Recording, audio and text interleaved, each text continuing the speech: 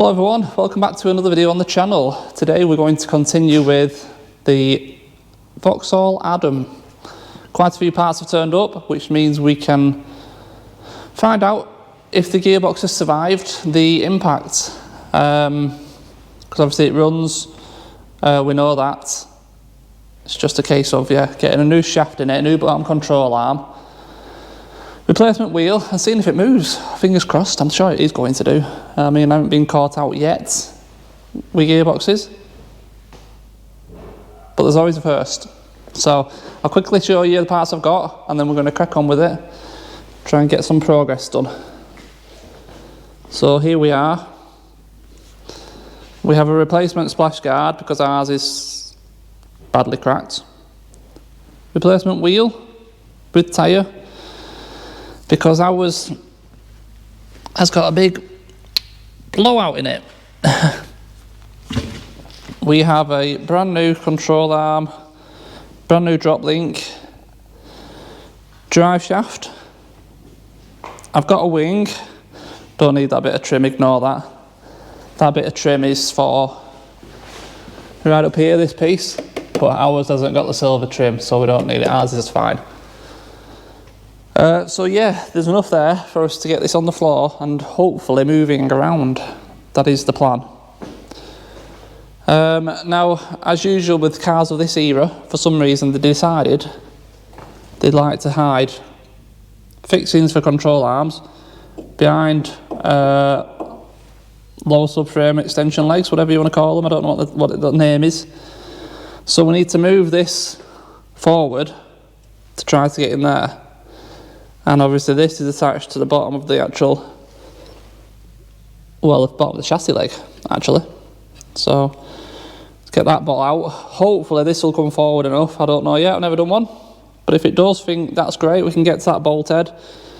And yeah, and just see what happens basically. But I'm not too sure. I mean, these are not often changed, but I mean, they've got bushes. They do wear out.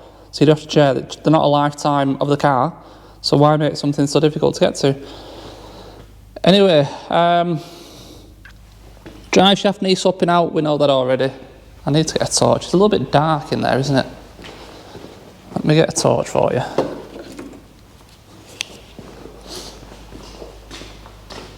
That's better. Drive shaft, obviously we need to pull out, swap. So just this big nut, I don't know what it is, 32 or something, that's a guess. Like I said, control arm off, drop link changed over because it's got bent where it's hit the drive shaft. Throw it all back together. Hopefully that allows us to move it. So that's the plan, basically. We'll get on with that, we'll see where we're up to then. I might look at pulling this out, see what happens with that, because obviously we need to deal with it at some point. So the first thing is going to be to pull it and see what comes out. We've obviously got the wing we could swap over, but obviously that needs doing first, so that all depends on how that goes. Yeah, should we just get on with it? I think so.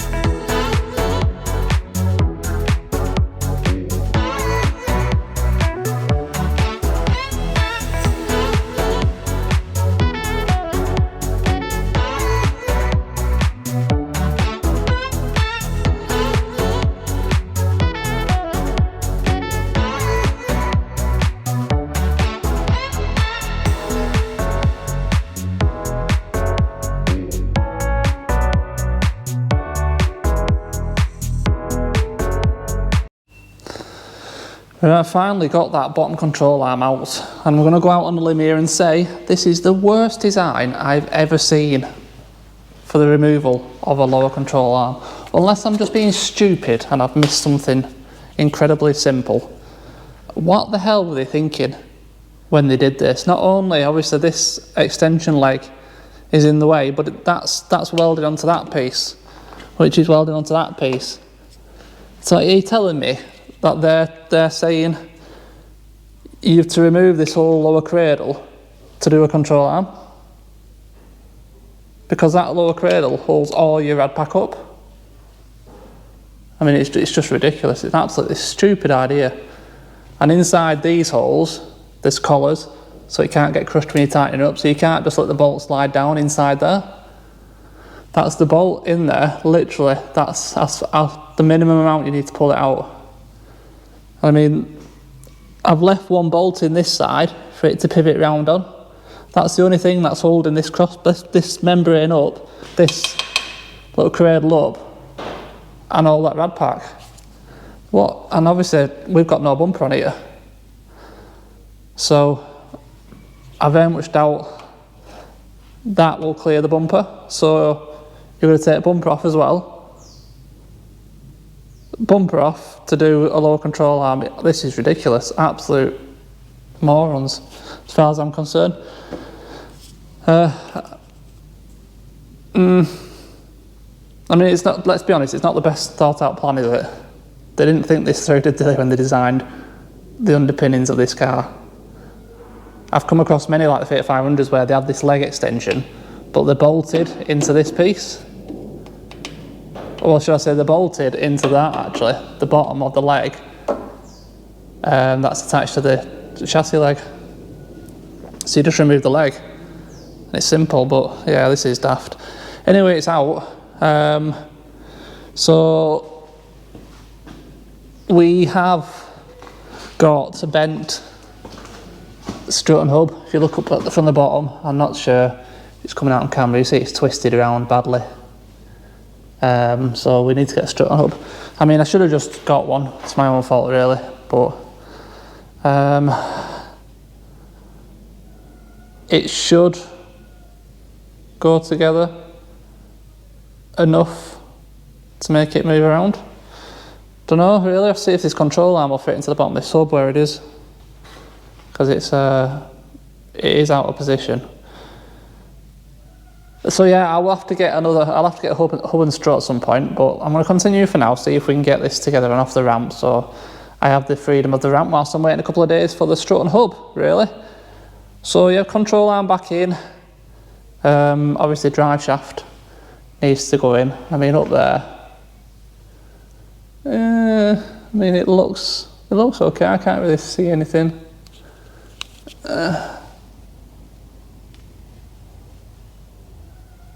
The inner bead of the seal feels alright. What actually does the sealing? Yeah, I mean, we'll just have to see what happens with that. I may have to get a gearbox seal for it. We shall see. We shall see. Yeah, getting frustrated today, so I'm just going to carry on. See what we can get done.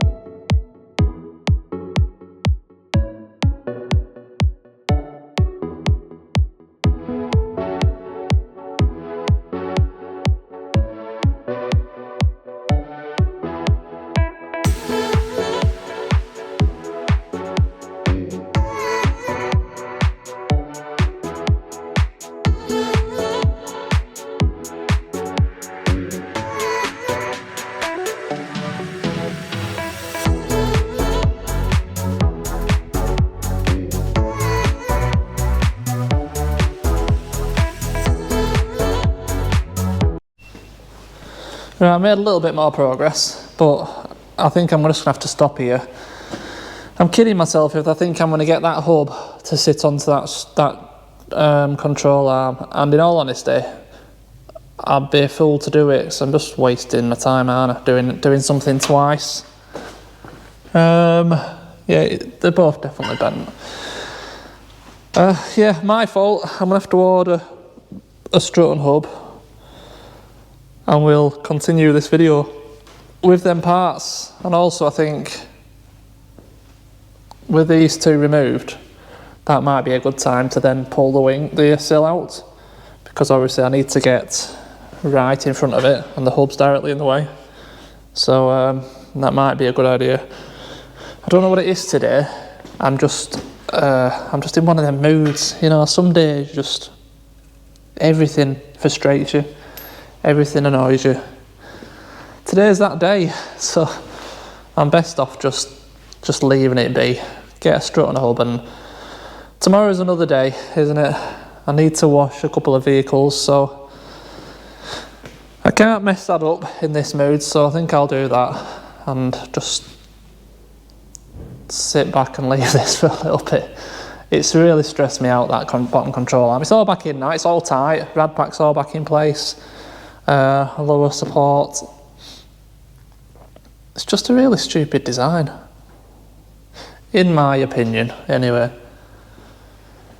Right, yeah. We'll continue with this video and still do what we plan to do, but I'll just have to continue. Probably for me it'll be the day after tomorrow, or as if for you it'll be straight away.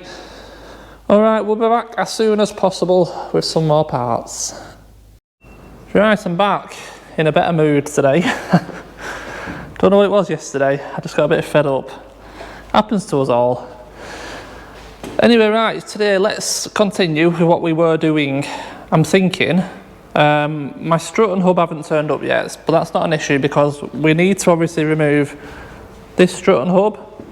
I'm going to pull this wing off, and all that's then going to give us access to try and pull this sill out, because that needs doing before the new strut and hub goes on anyway.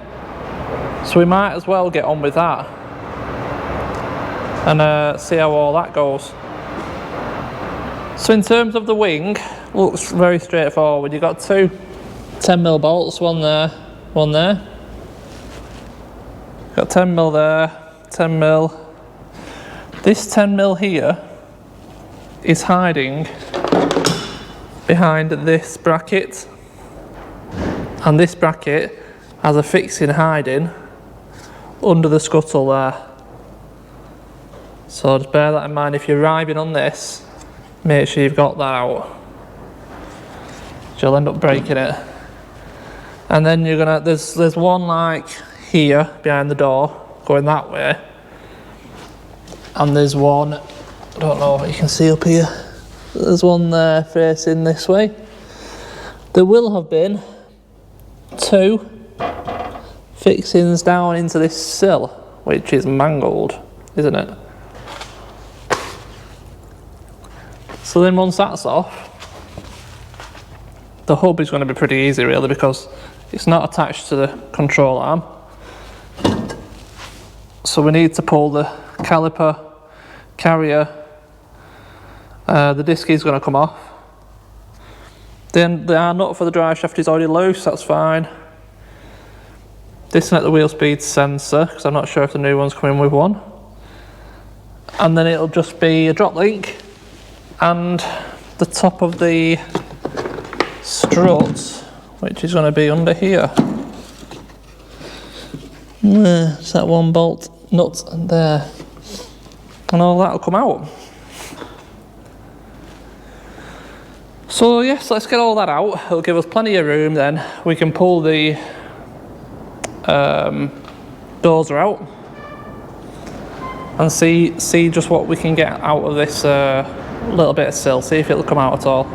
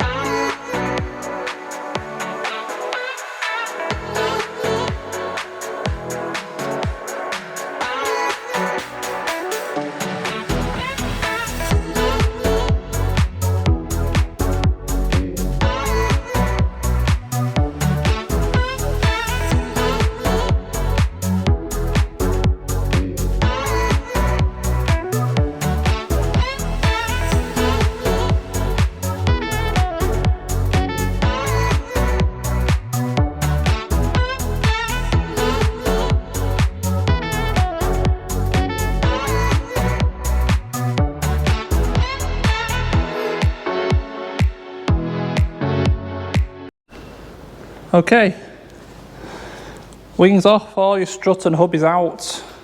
That gives us all this access now, and we can see this inner wing is perfect, no issues, it's all straight. It's just this little leg that comes down just at the bottom wants pulling a bit, which is why I've got the Dozer hooked up to it. And then obviously we need to get down and try and pull as much of this out as possible and see what we can do with it. So obviously, first of all, like you can see, I've got it hooked on. The Dozer's against the bottom of the chassis leg extension, which is bolted into the subframe. So that there is going to be way stronger than this bit of bracketry here, and this. So there should be no issues pushing off that. And yeah, all I do is lever the hydraulics, pushes the ram, pushes this arm back, tensions the chain and pulls whatever it's attached to. Simple as that, really.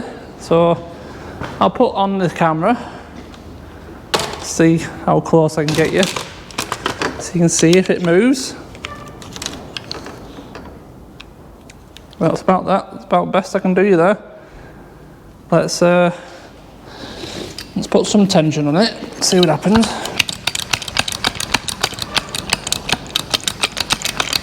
Take slack up of the chain first. Somewhere about there now. So, keep going, it should start to flip. Chain slipped on the Dozer. Let's just keep going, see if I've got enough. I might have to reset this chain up.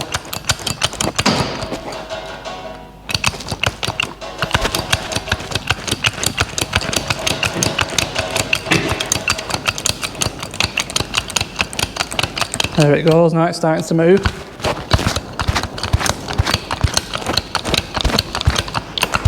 Look at that, coming out like hot knife through butter. Let that off there, see what happens. Have a little look at that. So I don't think it wanted to come out much.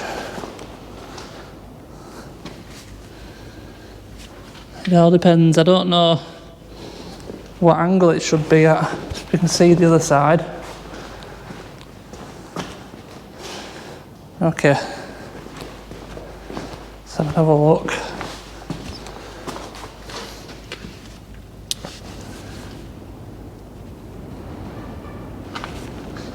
Right, okay. Need to get it up here somewhere. Pull it this top end round. Let's take a bit more tension off. And see if we can reposition it up here somewhere.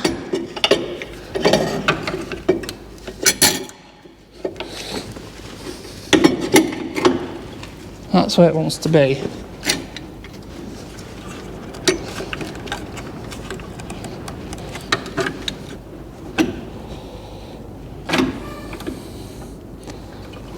Might need to get someone to hold this for me.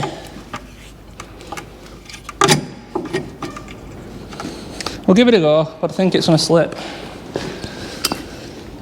I'll give it a go, see what happens.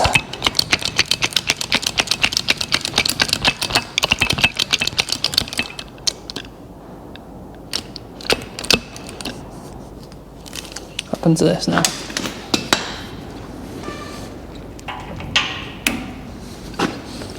Good. Okay, hit one.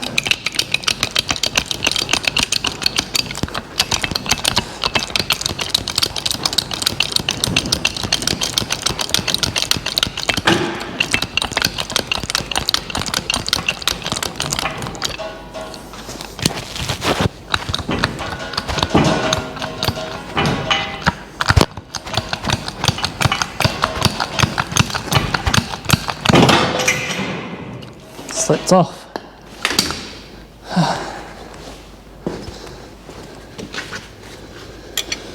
think it moved a bit.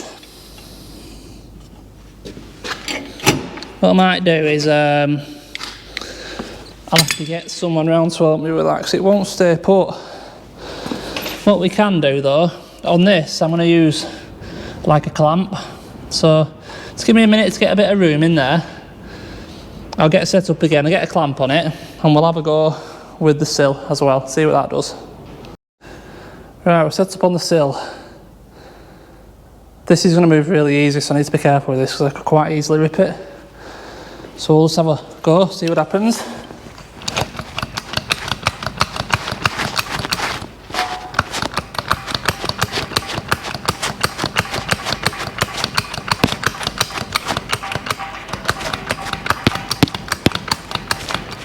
Won't run out of there it goes.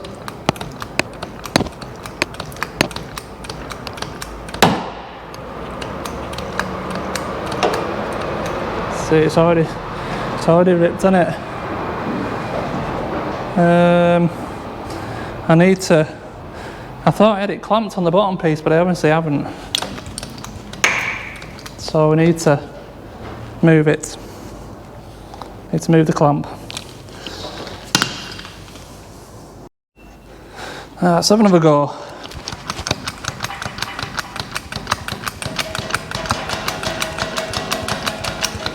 See it move in there now.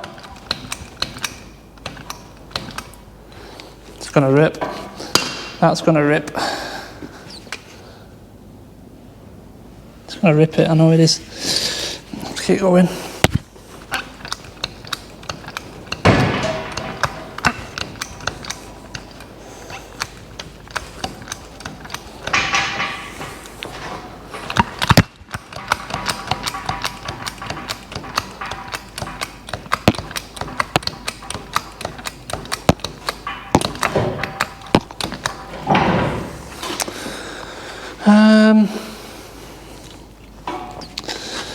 It's took a good chunk out.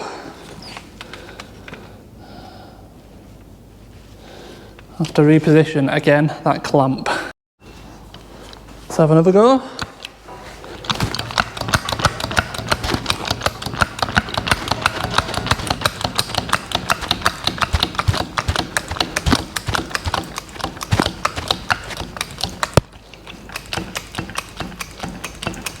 That's pulling it, isn't it?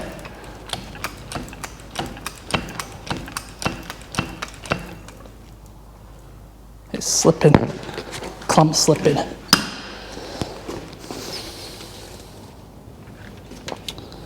But it has pulled out quite a bit actually.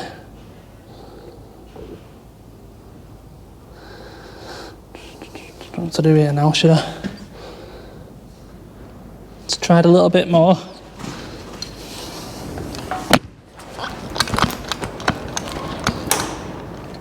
See it slip then.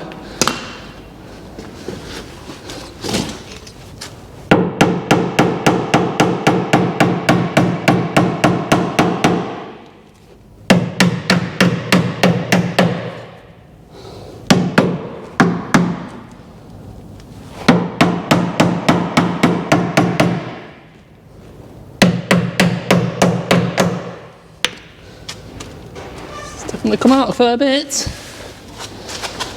I'll just get the clamp off and stuff and we'll have a little look at this now. Right, let's have a look. So there we go, it's pulled it back to its original place pretty much. Obviously this is all trashed and knackered. That wasn't ever going to be saved. You know, you couldn't, it was too crumpled. But what I have got out is this massive crease that was in here. There's a big crease in there.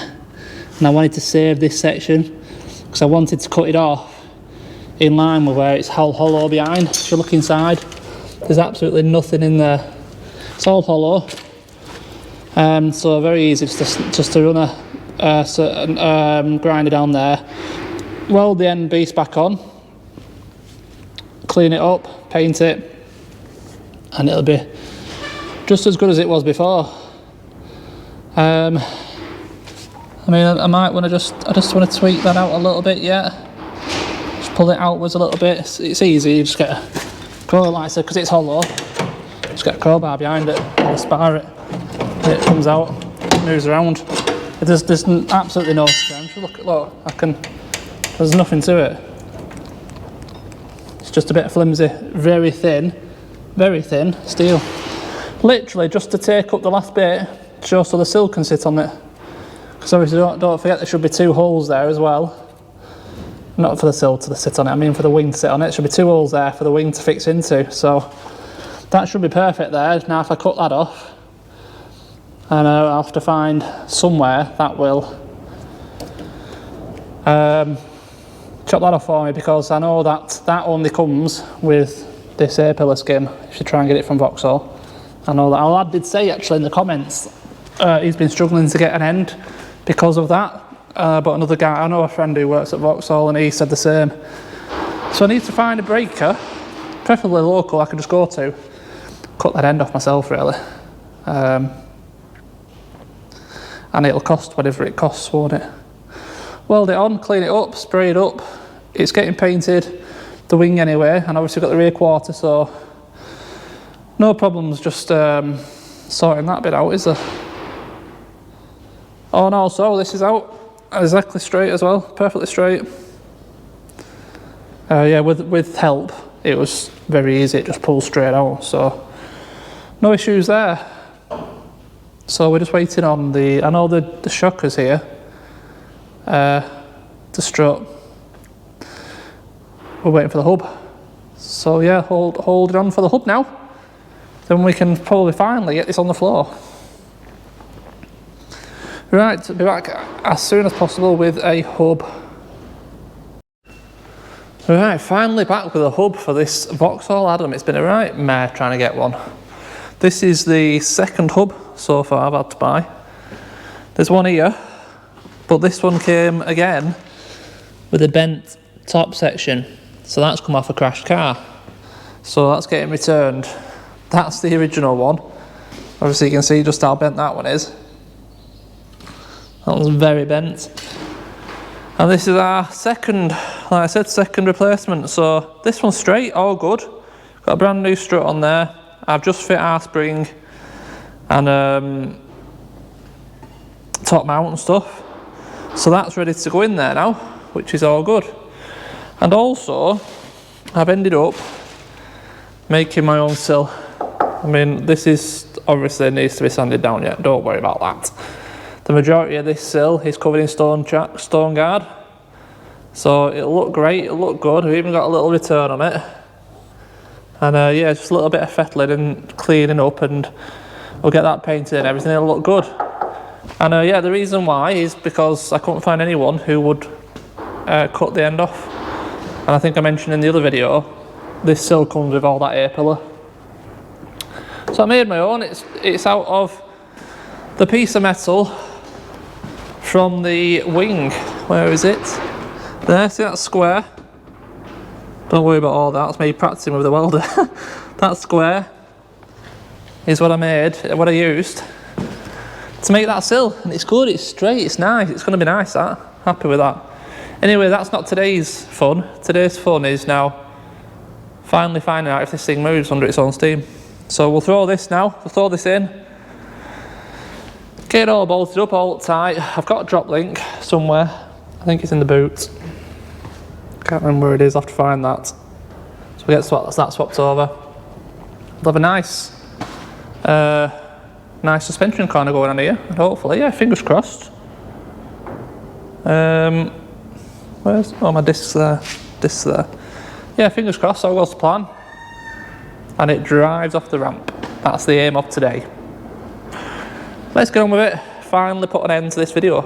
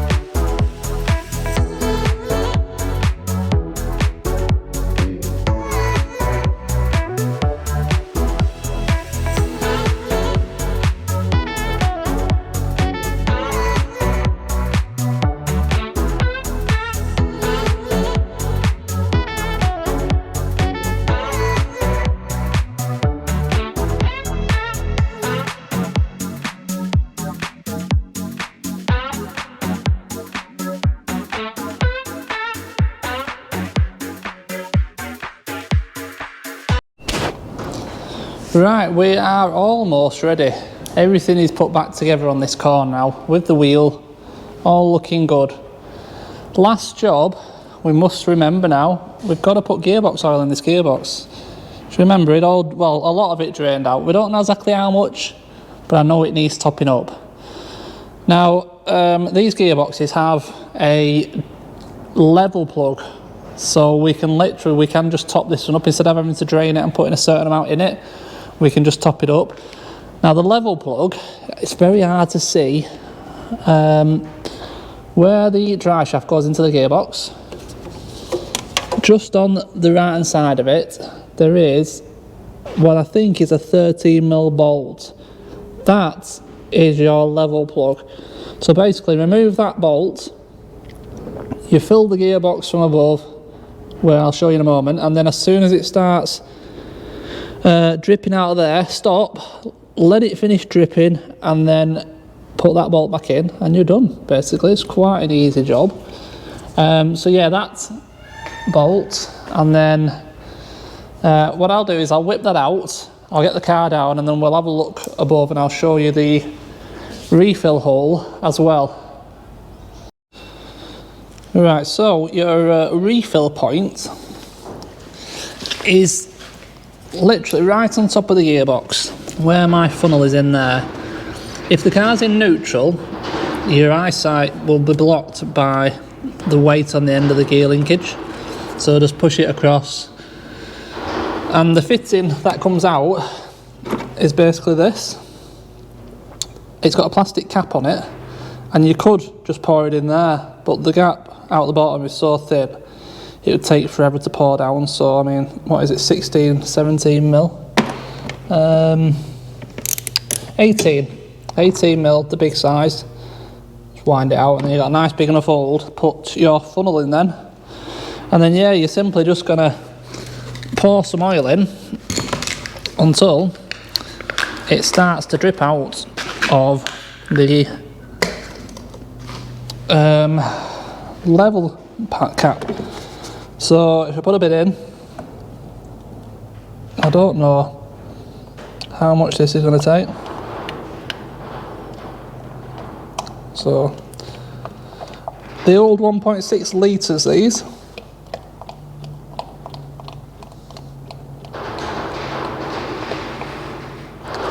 Let that settle for a second. Oh, it's already pouring out, and loads of it. So it hadn't lost that much. That's a disaster, isn't it? Why didn't I put a tray under there?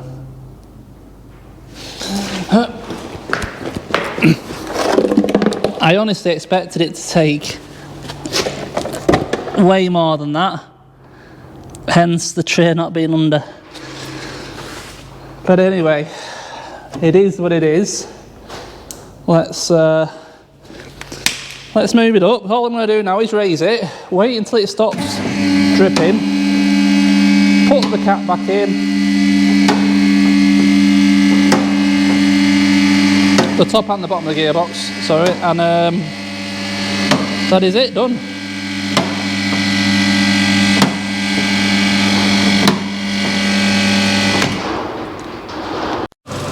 Right, time to check. Took me a while to get it running. I'd left the battery to go flat again as usual, and yeah, my boost pack's not playing ball anymore. So eventually I found a battery with some charging around some jump leads, and got it running. Right, should we see what happens?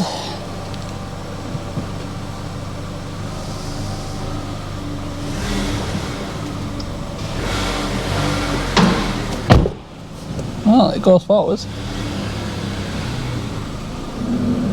It stops.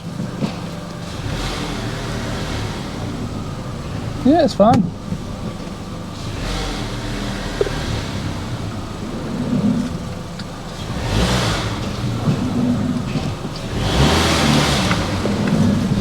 Was there any doubt? It is a funky car inside this. I quite like it. Someone like the dime bars. Yeah,